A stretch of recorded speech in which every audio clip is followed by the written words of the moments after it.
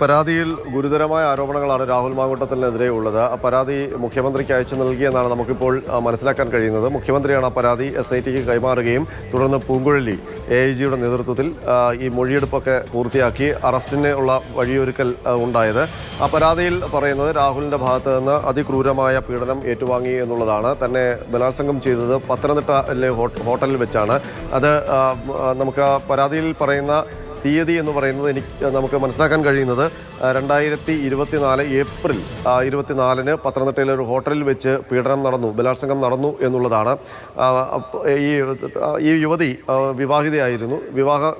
വിവാഹ ജീവിതത്തിൽ ചില പ്രശ്നങ്ങൾ ഉണ്ടായിരുന്നു. ആ പ്രശ്നങ്ങളുമായി ബന്ധപ്പെട്ട് ചില അലോസരങ്ങൾ ഉണ്ടായപ്പോൾ അങ്ങനെ നിൽക്കുന്ന സമയത്താണ് സമൂഹമാധ്യമം വഴി രാഹുൽ മാങ്കൂട്ടത്തിനെ പരിചയപ്പെടുന്നത്. തുടർന്ന് രാഹുൽ മാങ്കൂട്ടത്തിൽ തൻ്റെ വ്യക്തിജീവിതവുമായി ബന്ധപ്പെട്ട കാര്യങ്ങളിൽ ആശ്വസിപ്പിക്കുകയും അതിൽ പരിഹാരം കാണാമെന്നൊക്കെ പറയുകയും തുടർന്ന് നേരിട്ട് കാണാനുള്ള സന്നദ്ധ അറിയിക്കുകയും ചെയ്തു. അങ്ങനെയാണ് പത്തനംതിട്ടയിൽ വെച്ച് കാണാമെന്ന് തീരുമാനിക്കുന്നത്. പക്ഷേ എത്തുന്ന സമയത്ത് രാഹുൽ മാങ്കൂട്ടത്തിൽ ഹോട്ടൽ മുറിയിൽ വെച്ച് കാണാം എന്ന് പറയുകയായിരുന്നു. അങ്ങനെയാണ് 2024 ഏപ്രിൽ 24-ന് ഹോട്ടലിലേക്ക് ചെല്ലുന്നത്. അവിടെ വെച്ച് ആദ്യത്തെ മീറ്റിംഗ് നടക്കുമ്പോൾ തന്നെ തനിക്ക് ക്രൂരമായ ബലാത്സംഗം ഏറ്റുവാങ്ങേണ്ടി വന്നു എന്നാണ് യുവതി മൊഴിയിൽ പറയുന്നത്. പിന്നീട് രാഹുൽ മാങ്കൂട്ടത്തിൽ വിവാഹ വാഗ്ദാനം നൽകി. വിവാഹം കഴിക്കാമെന്ന് പറഞ്ഞു. വിവാഹം കഴിക്കുന്ന അതിനു മുമ്പ് തന്നെ ഒരു കുഞ്ഞ് വേണം എന്നാവശ്യപ്പെട്ടു. നമ്മളുടെ ബന്ധം ദൃഢമായി തുടരും, ഭാവിയിൽ വിവാഹം കഴിക്കാം എന്നുള്ള വാഗ്ദാനത്തിൻ്റെ പുറത്താണ് കുഞ്ഞിനെ ആവശ്യപ്പെട്ടത്. അങ്ങനെ യുവതി ഗർഭിണിയാകുമ്പോൾ ഗർഭിണിയായെന്ന് അറിയുമ്പോൾ രാഹുൽ മാങ്കൂട്ടത്തിൽ തീർത്തും മാറിയ ഒരു മനുഷ്യനായി കഴിഞ്ഞു. അയാൾ ആ ഗർഭം തൻ്റേതല്ല എന്ന് പറഞ്ഞ് അവരോട് ജീവിതത്തിൽ നിന്ന് തന്നെ പോകാൻ ആവശ്യപ്പെടുകയായിരുന്നു. അങ്ങനെ അവർ DNA പരിശോധന നടത്താൻ തയ്യാറായി. പക്ഷേ DNA പരിശോധനയ്ക്ക് രാഹുൽ മാങ്കൂട്ടത്തിൽ വിധേയനായില്ല. തുടർന്ന് ഗർഭം അലസിപ്പോയി. അതിനുശേഷം ആ ഭ്രൂണ അവശിഷ്ടം അവർ സൂക്ഷിച്ചു വെച്ചിട്ടുണ്ട് എന്നാണ് മൊഴിയിൽ പറയുന്നത് തെളിവായിട്ട്.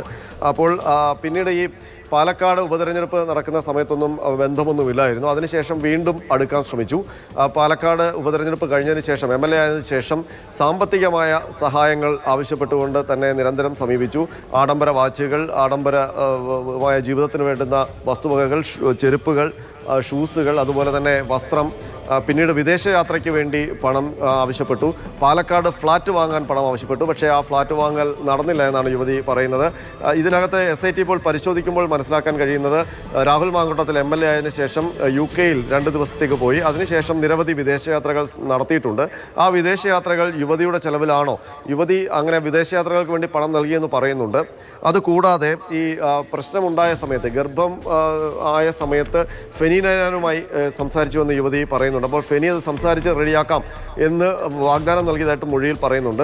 അതുകൊണ്ട് ഫെനി നൈനാനെ കൂടി അന്വേഷണ സംഘം ഇപ്പോൾ വിളിച്ചു വരുത്താനുള്ള സാധ്യതയുണ്ട് പത്തനംതിട്ടയിലേക്ക്. ഒരുപക്ഷെ ഫെനി നൈനാൻ്റെ പങ്കാളിത്തം കൂടിയ രീതിയിൽ ഏതെങ്കിലും തരത്തിൽ ക്രിമിനൽ പങ്കാളിത്തം ഉണ്ടെങ്കിൽ ഫെനി നൈനാൻ്റെ അറസ്റ്റ് കൂടി ഉണ്ടായേക്കും.